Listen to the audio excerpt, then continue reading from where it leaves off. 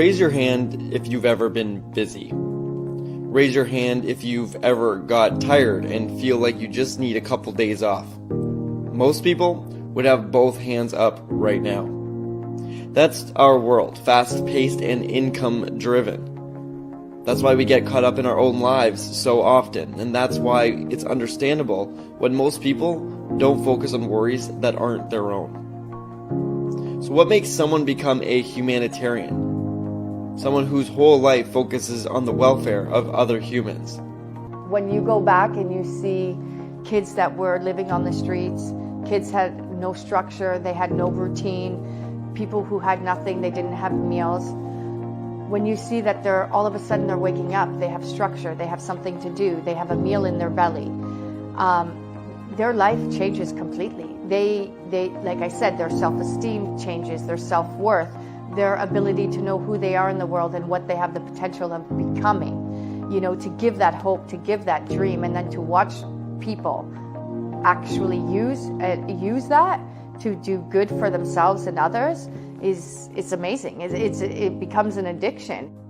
And with Serena's help, we'll find the meaning of life to a humanitarian.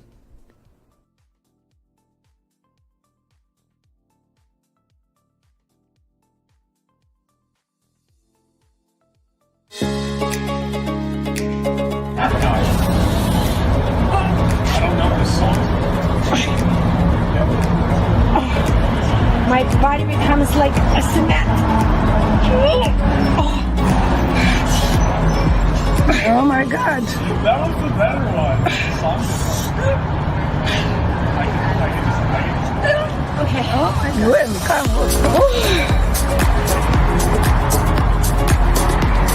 It's like magic.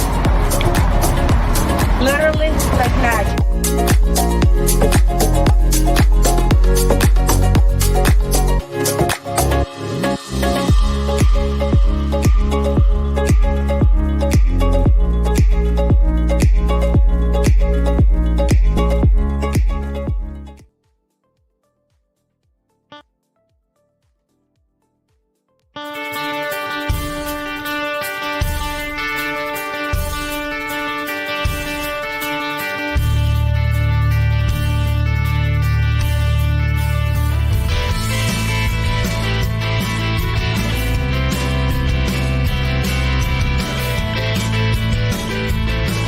Not my skill set, nor do I want to learn it. Sometimes, because I put up stuff which I kind of test in the wilderness. I don't know if I was the best one to teach them that. However, and although it was a really good one you said, I was like, oh, the baby out with the bathwater. I do know where that. So for me, rather than doing something half-heartedly or like just half.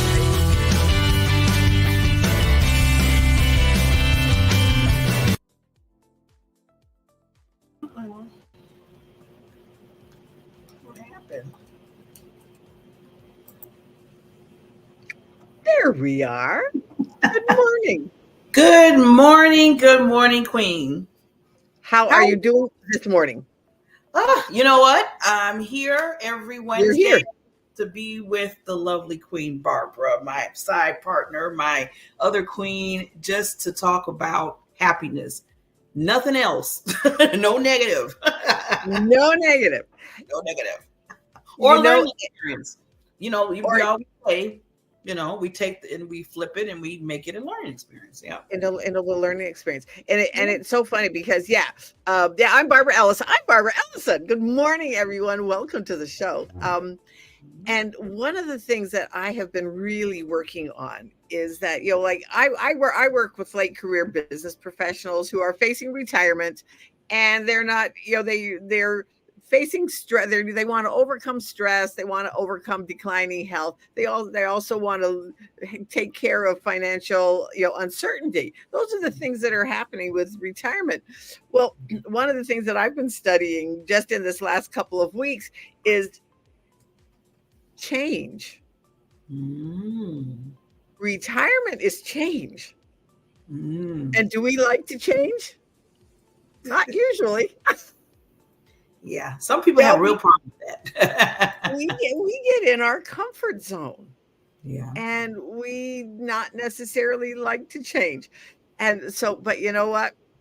Change is good. So that's what I think we're just going to talk about, and it's the story of why we've changed. And that's one of the things I'm so excited to have PeggyLee here, because she's a storyteller and publisher. And so of just telling our story of how we have had to change, because it's in the changing that we grow. And I just heard a bit of a sermon yesterday that if we're not growing, we're stagnating or coasting. Yeah. So important. So is what you're facing right now. Everybody's facing stuff in their life right now. Sometimes some of it's really good. Congratulations and go for it. Some of it is not so good. And learn. And so what do you learn? What's God's trying to teach you through it? I want to say something about that. Okay. Let's go. So who are you, first of all? Miss Barbara Beckley. Well, my name is Barbara J. Beckley. I am a purpose and visibility strategist. I help people basically be seen in their gifts, so people understand who they are, what they do, what they help people for, and basically do what is really, really important in their lives for themselves through this world, through this life. And I'm just like that. I always tell people, I'm like your cheerleader. I'm the one that, find ways to get you out there and just people to get to know who you are. Because if you're hidden and you got a special gift, that's not going to work. We need to know who you are. So that's what I do through shows, through interviews, basically just letting people know that you got this, you can be out there.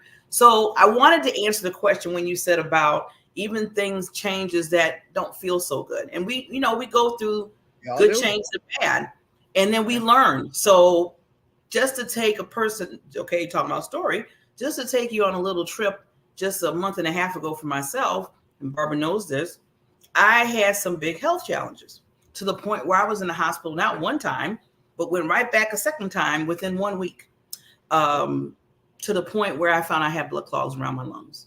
Now, when I first heard that, when the nurse told me, and I was like, what? Sometimes you get that reaction, and it's like, what do you mean? Look, I said, how did? And the first thing, this is me, Barbara. How did that happen? What did I do? I'm thinking to myself, what are you talking about? And she's like, okay, Miss Betty, calm down. I said, no, I'm calm. I'm just trying to figure out what happened. Where did it come from? How did this happen? Right. And why did this happen to me? I was like, well, I said, I feel, and it's funny because she was asking me, do you feel like your heart, they ask you all those questions. And I'm like, no. And they said, let's check your blood pressure. I'm like, it's okay. You checked it before, So I'm trying to figure out, okay, I'm feeling okay. Why all of a sudden you're telling me this, what's going on in my body? So after I took that in a little bit more, and then they said, this is serious because they explain, if it gets and you can die from this. I'm like, okay. I think, what are you going to do? We have a plan? Because I really don't want to die right now. I really don't want to die. And I didn't cry. I just was telling him, I said, can we just avoid this right now? I think I want to be here a little while longer if, he says so. And so the nurses laughed and they said, Barbara, even through tough times, because they know me, they say, you still find the funny. I said, you know what? Because me sitting here getting like crazy right now is not going to help the situation. In fact, you're talking about next to my lungs. I don't want to make it worse. So right now I'm just going to be calm. You tell me what needs to be done and let's move forward. Now, I'm human. Wait, 6 hours later, after I'm in the hospital, I'm laying in the bed. They have the IV hooked up to me. Yeah, did Barbara cry a little bit? Yeah, she cried a little bit because I'm only human. And this was scary. But before I, that, I had to take myself and calm myself down. So that was my learning experience, even through the fire, like people say. Sound like the through the fire, the song, to live it to the world. Even through that, you still have to make that decision. As you always say, Barb, we always say, what decision you're going to make to move forward? And I think with change and dealing with things like that, you really have to look at the bigger picture and say to yourself, okay, this is happening. What am I going to do? This can go a different route if I take a different route. Yeah. Right. And exactly. And that's one of the things that sometimes change can reduce your stress. You chose to look at it differently. Mm-hmm. And we have that choice every single solitary day. And the thing is that one of the myths about change, and I'm reading all this stuff about change. One of the myths is that people think that it's going to take a long time for change. It's going to take so long for that to change.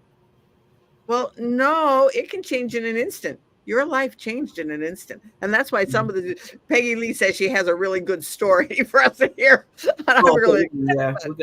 We're gonna bring Queen PeggyLee in a minute to hear that. But I like when you said that, Barbara, because with the change, it's up to you to see how fast or how long it's going to take. I mean, I had to literally change my whole eating habits within 2 days. Everything. Yep, exactly. And Barbara, the old Barbara, was your choice. And that was my choice because I wanted to live. I wanted to keep going. It was like, how something happens in your life and it's like, okay, yes, okay, I get it now. I get it. Let's just do this. And I call them instant downloads. Those instant downloads. And I made that instant change because I know I needed to do it. I know I needed to change my whole habits of eating and stuff. And I kept saying, well, yes. And then I was like, well, it's not like I eat a whole lot of food and I'm doing all this. I was trying to like, of course, denial. Out of it. Denial. It's not my fault. It's not my fault. I don't eat all that. I eat that sometimes, and I don't, and things like. And I was like, Barbara, not this Barbara here, not this Barbara, this Barbara saying, be real with yourself. Even though you might not eat that much, you're not eating the right foods. You're not eating right. You're not eating 3 meals a day. You're not doing what you need to do. So stop it. Do you want to be back in the hospital? Because sometimes we got to talk to ourselves like that. And exactly. I got home, Barbara, and stuff that I knew that wasn't supposed to be here, I threw it out or I gave it away if it was good. And I just stocked up, and then I looked at things online. I got the stuff that the doctor and the nurse gave me, the list of things I need to get. And I just, got stocked up in the kitchen and put everything what I needed to do. And I've been doing that now for a month and a half. And I'm telling you, Barbara, just to change that quickly and see the progress with that. I am so happy that I went down that road. But it didn't take that long. I'm thinking it was going to take long. I mean, I'm still getting used to certain things, but some things it's not. It's like, okay, you got to do this. Right. Yeah. Exactly. Yeah. And right. You can change. Things can change in an instant. Yeah. If you let it. And key, mic, as you say, mic drop. If you let it. Mm-hmm. Yeah. And that deserves a moment of silence for it to land on someone. This is one of those moments that was for you, whoever you are. You know who you are. And the thing is, though, you might be hearing this a year from now and coming back to this as a replay. Mm-hmm. But you'll know. I truly believe that when things land on us, we know it's for us. Yes. Yeah. And you get to choose. You get to choose what you're going to do with it. Mm-hmm. And that's why change, we don't like it. We try to hide from it sometimes. We try to rationalize it. Well, it's not me, but I think what the biggest thing is that it's because we have to change what we believe. Yes. If we have believed something for all our lives, for our whole life, and all of a sudden now we are faced with, all right, I have to change what I believe. Mm-hmm. And it might not be something that the rest of the people around you like, but you have to do it for you. So do it for you. If you know that something in your life has to change, do it for you. Doesn't matter what anybody else says. Yeah. You got to do it for yourself. Yes, I love it. Because you deserve it. Yeah. We deserve it. Yeah. Like I've been working through a bit of it's like, okay, it just keeps coming back to, okay, God, you're just making me trust you in this, okay. And, but sometimes we have to think about it every 30 seconds. All right, Lord, I'll turn this over to you. I'm Yeah. giving this over to you. I'm giving this over to you. So yeah. So I can't wait to bring up PeggyLee. It's going to be fun. Yeah, I was going to say this, and then we'll go to our sponsor before we bring the Queen up. But I was thinking when you said about change and just doing it for yourself, and I was just thinking, like, this is not only helping me in any situation, but you have to pick the learning experience sometimes. Right. You just said something about you might have to wait. Things take a little bit longer than the norm. You're sitting there like, okay, it's been 2 years, been 3 years, been 10 years or whatever. What's going on? And I always tell myself, I say, okay, Barbara, this is a time where you got to choose, again, making that choice of what are you getting out of this? Not just pain of not being patient. well, exactly. We are an instant society. Yeah, it's like, Lord, I've been waiting forever. This is taking too long. Oh no, I needed this like yesterday. You know how we go into that thing. And then you have to stop and say, well, you know what? Maybe this is not the right time. And I have to have it in my head to say, it's going to take some time. Or sometime it might not happen at all because you might think it's good for you, but then it might not be. And it's not. And you're sitting there waiting and hoping and praying and all that stuff. Because one time I had to tell myself, I said, all this time I've been praying all this, I've been saying the wrong prayer because this is not good for me. And I'm just realizing this now. Exactly.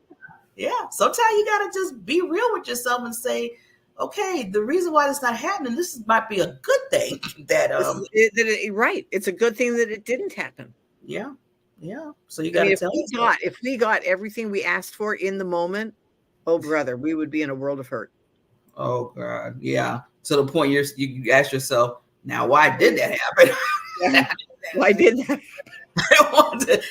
This shouldn't have happened this quick. This was not good. But again, it was our choice. And now we have to live with it. But and that comes back to, for me, it's that mess up, fess up, take the heat, and then go on. Sometimes I do a lot of fess up lately. With that. So we want to bring our Queen up, but first we want to give some love to our sponsors. So as soon as our sponsor comes on, we'll be right back, and we'll be with PeggyLee Hanson about a simple path to storytelling. This is going to be very awesome because I love when we talk about storytelling in our life. So we'll be right back.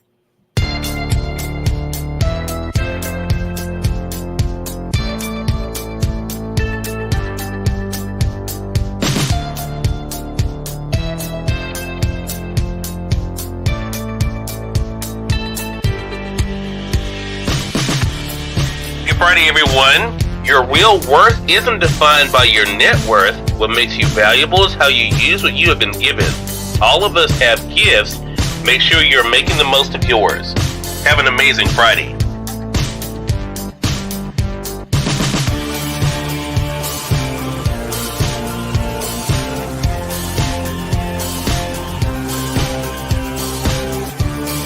It is now the bottom of the hour. I'm excited to welcome Nancy Matthews to our program today. Nancy is an author of a book. I'm going to go ahead and highlight it in the carousel for you guys. There it is, The One Philosophy. I want to talk to Nancy not only about the release of the book, but also what it's been like for her to share the message with all of you guys. Nancy, great to have you on with us. Hello, hello, hello. So happy to be here.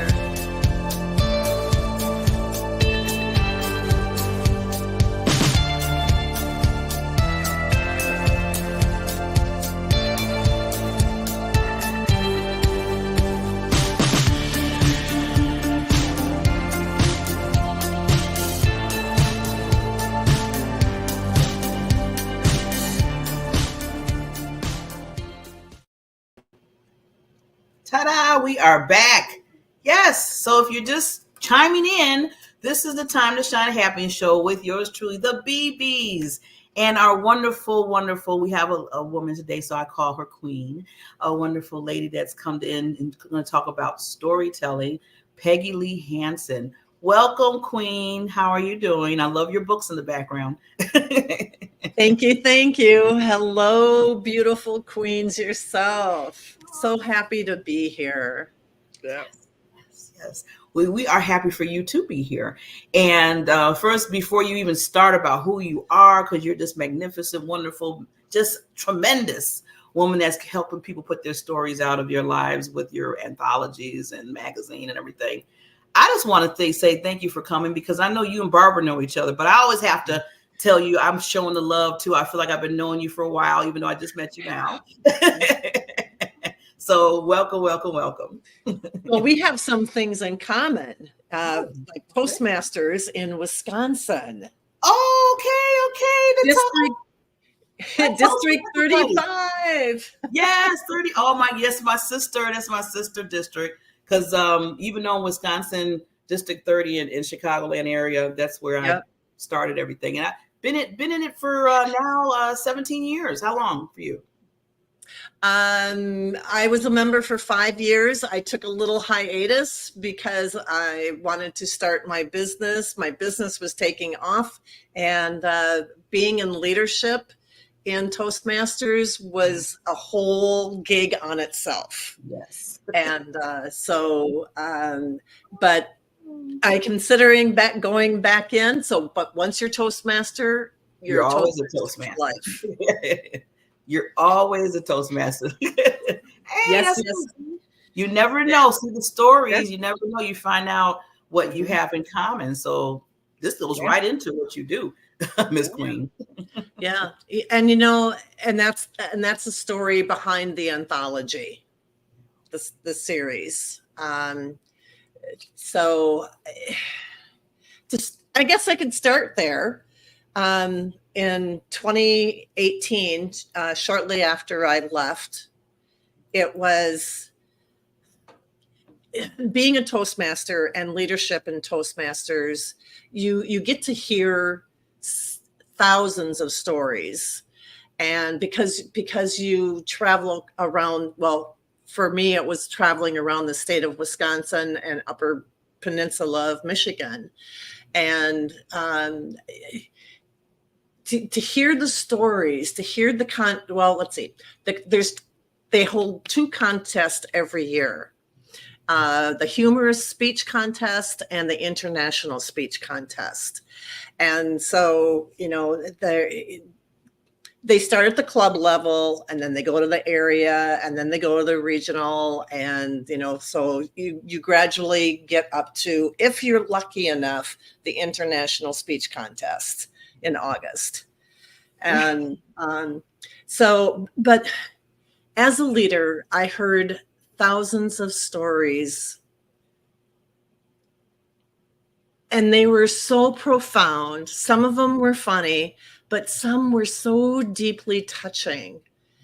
I just felt there's got to be a way to somehow get those stories out and to have them live beyond the Toastmasters stage, because they needed to be heard.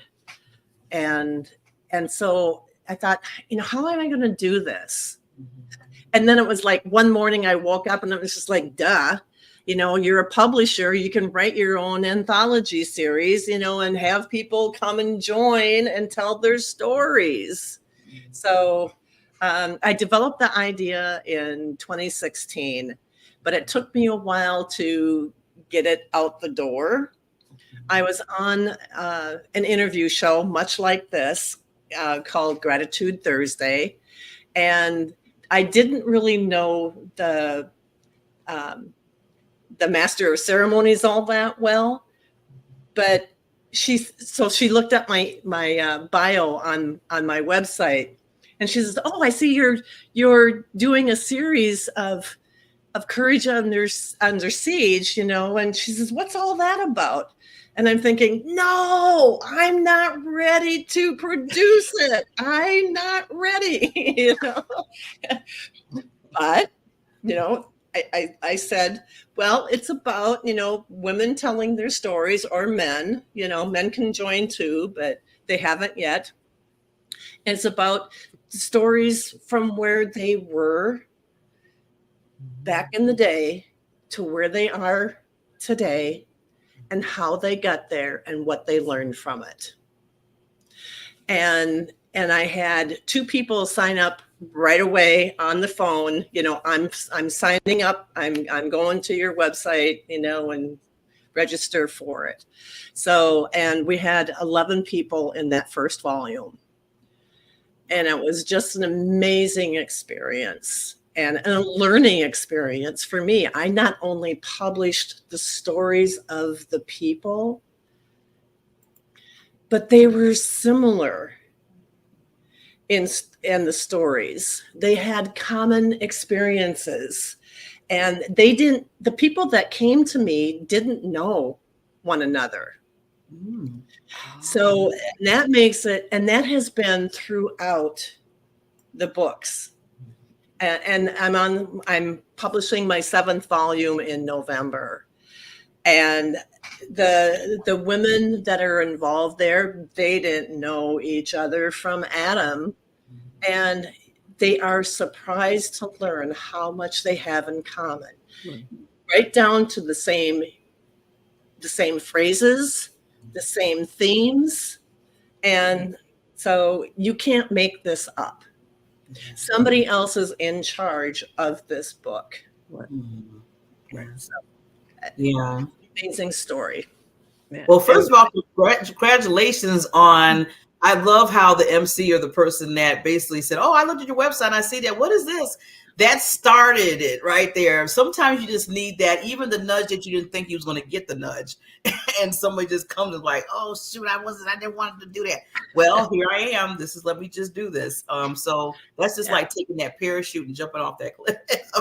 Yeah. But I'm so glad you did, because look at how many people, women and men, like you said, that's being able to tell their story, write it on pen and paper so the whole world can hear it and get hope. See, that's why I always tell people our stories, for me, I always say, gives hope to others when you tell it. Yeah, absolutely. Absolutely. And I think one of the things for me is when PeggyLee said, so we find out that we are so much more similar than we are different, because we all come from different walks of life, different ethnic, different countries, different economical status, and yet we have so many things in common. Yeah, I love that. The inner things. Yeah, absolutely. Yeah, because I think because I've been on a few anthology books, and when I did my first one, and it took like 12 weeks, because we had to start with the whole process, like you said, writing the chapter. First of all, getting the nerve to write your chapter, getting the nerve to put your story out there. Maybe it's something it was so strong in your life, you're like, oh God, I got to come back to this. And that's what happened to me. I had to go back in time, and it's thank God for the publisher, because she even hired certain counsel for us just in case we needed it, because she knew that we had to dig deep and bring some things out that maybe we didn't want to touch or we didn't want to think about. And just to get the courage to do that, I tell every person that's an author that has to put that out there. It's just phenomenal that you can have that courage to do that and have a publisher like yourself, PeggyLee, to be on that journey with everybody. And then we're on the journey together, like you said, and then we become like a family almost, because like you said, we're all in this book together. We're all talking about, our story, and we find the same similarities. And then from that point on, then we carry each other on as we're going through the journey within the anthology. So to me, it's much more than just a book. It's so much more. Yes. Yeah. It's a cathartic process. And that term has been used by at least one author throughout the whole series.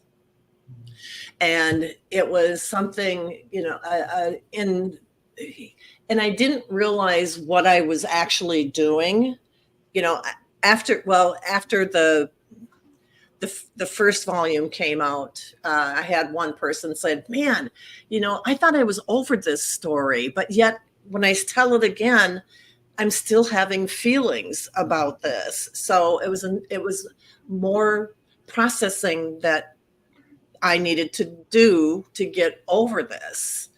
And I didn't realize what I was doing to help people to get further away from that story so that there wouldn't be any more reaction. Not to say that if they tell it again, that they aren't going to have some reaction, but to be in a space to have not the same reaction that they did before, because we're all in the learning process as we go. Yeah. Yeah. I love you. She said that because I went through that I thought I was healed. I'm just using the example because I can get my own self in trouble. I thought I was healed. And after I had to tell that story again, go through it in that chapter, I found some places where I needed healing again. I thought I was good in some areas, and found out I was still, dealing with some things that was stopping me from moving forward in certain things in my life at that time too. Especially in my career goals as a business. Now I've been working forever, corporate and everything like that. So I was used to that, but I want to step into the, having my own and doing my purpose, as I tell people. And I was like, why is it so hard for me to do this? And then after I went through the whole thing with the story, bringing that back up, I said, oh, I see. I need healing in here. I'm still dealing with this. It's stuck in my back of my head saying you can't do it. Somebody said you can't do it. And people would tell me that when I was younger. They would always say, you not can't do nothing, you're stupid, everything. So that was starting to creep back up in my adulthood. But by writing my story again, it helped me get through that and say, well, you're doing the book. You're writing a chapter. What are you talking about, Barbara? These people, they're not, they get them out your ear. Get yourself out your ear. So yeah. Yeah. A lot of healing. Back in 2009, and the reason why all this started, back in 2009, I got my pink slip from Northwest Airlines. And it was the time, it stemmed from the 2008 depression or recession. And, they had to, Delta and Northwest were merging at the time. And I was told that my services were no longer needed. I could have been depressed. I could have been, absolutely going bonkers. But I made a decision at that time that I can do anything that I wanted to do. I was free to make I got to backtrack a little bit. About a year and a half before I was let go, I sat down at my desk and I wrote down a list of items that I wanted to accomplish or I wanted to happen before the age of 55. I was 49 years old at the time. Little did I know 3 years later, that list would be jumping off the page. And that list was not having to commute 80-mile round trip per day, have a profitable business, work from home.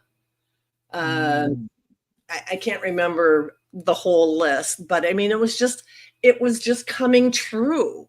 So by the time the manager called me into the office and said that I wasn't going to be going on with the new Delta, I was thrilled. I was jumping up and down, even though I didn't do it in front of her, but she just looked at me and she said, "Are you all right? Are you going to be okay?" And I said, "I'm going to be more than okay." And I got up, walked out her office, and the people, I went back to my desk later and they said, "You're smiling. How come you're smiling?" And I said, "Because I'm free. I can finally choose what I want to do for the rest of my life." I had no idea what that was going to look like. So, except for writing a book. So I wrote a book. I found someone and she helped me write her book, she helped me write my book. And so I published it by, September of 2009. By November of 2009, I was on stage in front of 120 people talking about writing that book. and it wasn't very big. It was only 88 pages and really big font and not a whole lot text, on every page. But I had a book published and it was done. And I came off that stage and I had my first coaching client, my first book coaching client. She turned around and she said, I have a book. I have a story to tell. And she was a grandmother raising her 2 granddaughters while her daughter was serving in Iraq. So she was a grandparent being a parent again. And she said, I want to tell my story. I already have it written. And so we became friends after that. And, and she got to tell her story. I didn't publish her story because I didn't know what to do with her story at that particular time. I said, well, you can talk to, Donna, who put me on stage and, talk with her. And so that's where I consider the jump off point to my business. Wow. I'm also a dream coach. That was my point for going to that conference, because I wanted to become a dream coach under Maya Marsha. Now she is. Reader. Me too. And, so in the next year, 2010, I spent all that year with Marsha and became one of her dream coaches. And so I have that piece to help build the dreams and wishes of people who want to do something more with their lives and attain that. And so the two businesses that I had, coaching or book publishing, coaching, book publishing. And I had my marketing mentor tell me, just pick one, just decide. I would choose the coaching one, and a book publisher and a book client would come in. And I said, okay, so I'll do that. And then a coaching client would come in. And I was just like, what am I going to do? So I did decide that I'm going to combine the two.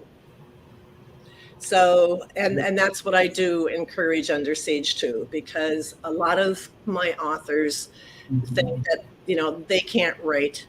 They're not a writer. They can't write, but I make the process for them. Yes. Give them a process. So I developed the process, and now it's the 5 elements of writing, content. So, I was gonna ask you, PeggyLee, because I know you mentioned that there is a formula to your story to make it flow. So can you just give us a little steps on that? Yeah, the first thing to writing your story is that you have to have a message with your story.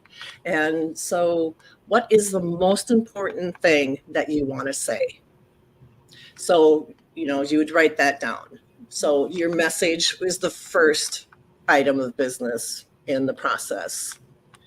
And the second item that I have is, what is a quote that you say a lot to people, or you might have a quote that you say a lot to people, instead of somebody else's, famous quote, like Maya Angelou. And so have a quote that really speaks to what you were about to say.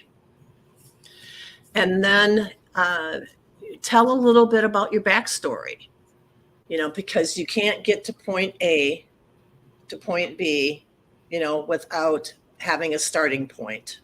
So tell people what you do, where have you been? What made you the kickoff point for you to start?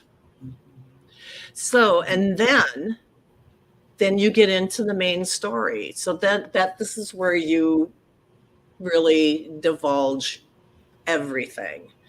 And if you have a process that goes along with it, like a step process, put in your 5 steps or 10 steps or 3 steps, but include that in the main story. And let's see. And then I think then it's the wrap up.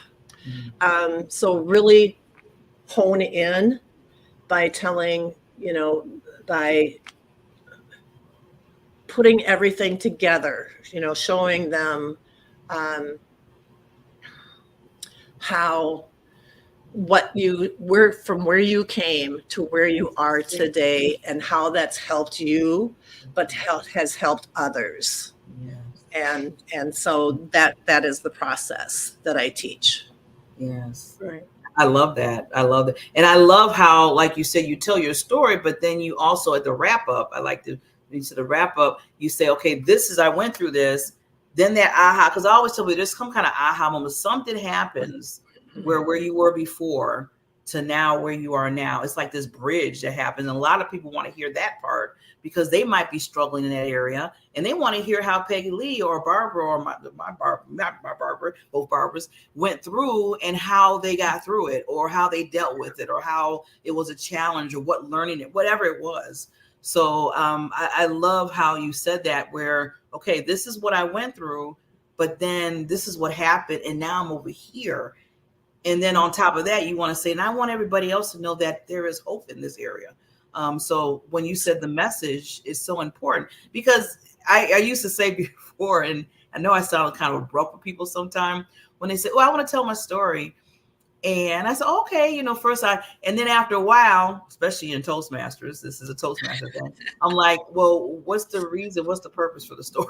I mean, why you're just telling the story to tell it? Okay, that's okay. It's entertainment maybe, but is there other reasons why? So that's when you really take it to that next level. Like you said, PeggyLee, with your process, because it's nice to tell a story, but a lot of times we tell it because we're trying to get a message out there. We're trying to help somebody. So yeah, that's the other part of it. Yep. So that process works for a speech writing. It works for writing a chapter. It works for writing an entire book. So it's all encompassing. Right. And I think the biggest thing is just start with words on a page. Start with the very first thing. And I think that's what so many people, they let other situations around them to stop them. The voices in their heads, the circumstances, all of those things will, people who you want to do what? You want to write a book? Why would you want to write a book? Well, don't listen to them. Absolutely. Don't listen to them. When you said that, Barbara, that reminded me how I was when I first wrote my first chapter 10 years ago. That's what I was saying. You said, you want a book? You don't even know. You got to edit that thing because you're bad at grammar, Barbara. I mean, all that was going in my head. And then the publisher said, that's why we have editors. I'm like, well, I said, well, you need 2 of them for me. Because I know I need some help. But she said, don't let that stop you, because we have the experts to help you get through that. Just write it, like you said, Barbara. Just write it, start writing it, and that's what just start writing. Yeah. And I allow my authors to write authentically, and I don't change a whole lot in their story because I want their voice to come out because it's who they are. So I do some editing and light editing, and kind of rearrange things, might make the story easier to follow. But if you're stumped about what to write, you sit down, you put your fingers on the keyboard, open up that document or open up the journal and just say, well, I don't know where to start, but, and that's the first line that you write. And then let it flow, and then things will come. because someone is waiting to hear what you have to say. Yes. Don't let them wait any longer. Ooh, that's powerful. That's like a mic drop. I like that. Mhm. Don't let them wait any longer, Barbara. Isn't that awesome? I That's- love that. I'm gonna be saying that to That's a listen. mic drop. And it's absolutely the truth. Yes. And don't let someone else, if you want to write a book or a chapter, don't let someone else's fears stop you. Or your own. And that's all it is. Yeah. And because they're in their mind, they're just saving you, or they're just, protecting you. No, they're afraid that, oh yeah, what if she does it? Am I gonna I might have to think about doing it myself. And that's when in the first part, when we were talking about change, people don't want to change because they don't want to change what they believe. Because what if what I believe that is different than what my peers around me? And what if I realize that I have to take action on my new belief?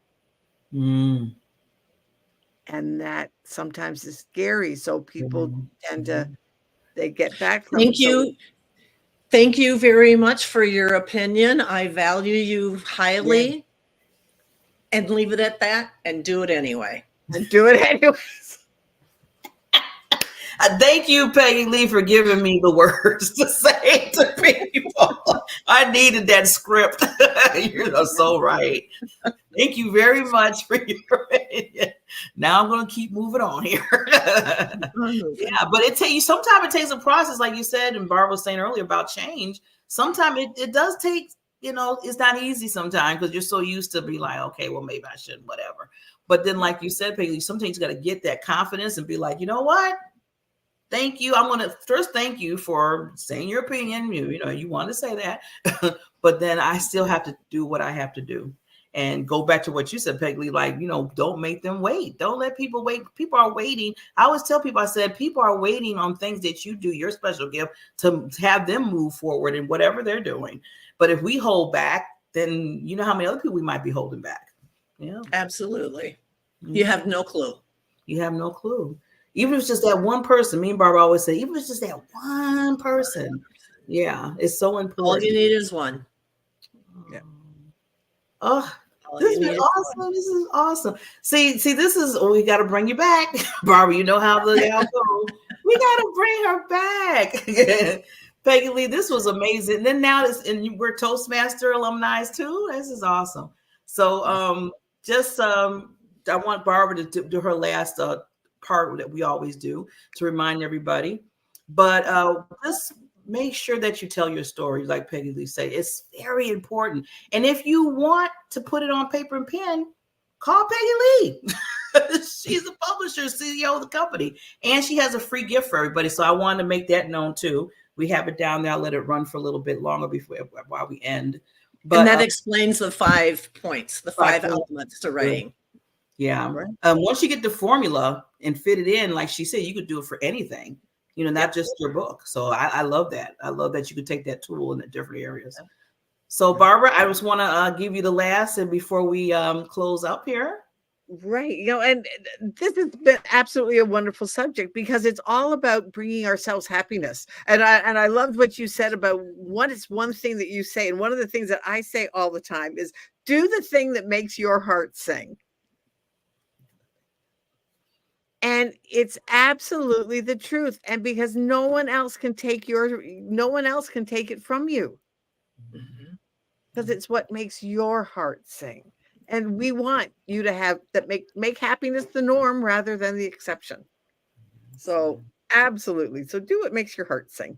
And do it today. Start today. Start today.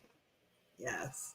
And with that said, we will see everybody next Wednesday with another special guest, Queen PeggyLee. Thank you so much. We adore you and we welcome you back. You are family now. So anytime you want to come back, we're here for you. We're here to serve you. See you next week. Bye. Bye, everybody. Well, goodbye, everybody, and thank you so much for listening to the Time to Shine Happiness Show. I'm your host, Barbara Ellison, and I look forward to seeing you next time, where we will have a great guest talking about making happiness the norm rather than the exception. Because, you know what, we believe that each and every one of us deserves to lead a happy, healthy, debt-free, abundant life, whatever that means to you. So join us again. And please, to get reminded, hit the subscribe button or the like button wherever you're listening to us, and we will see you next time. Have a great week. Bye, everybody.